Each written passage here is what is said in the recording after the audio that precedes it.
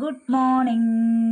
എല്ലാവർക്കും മഴയൊക്കെ ഉണ്ടോ? രാവിലെ ഇവിടെ നല്ല മഴയാണ്. നമ്മൾ ഇന്നലെ നട്ട അഗ്ലോണിമ ചെടികളൊക്കെ അടിപൊളിയായിട്ട് നിൽപ്പുണ്ട് കേട്ടോ. ക്ഷീണമൊന്നുമില്ല, നല്ല അടിപൊളിയായിട്ട് നിൽപ്പുണ്ട്. പിന്നെ നല്ല മഴയും തണുപ്പും ഒക്കെ ഉള്ളതുകൊണ്ട് തന്നെ ചെടികളൊക്കെ ഉഷാറാണ്.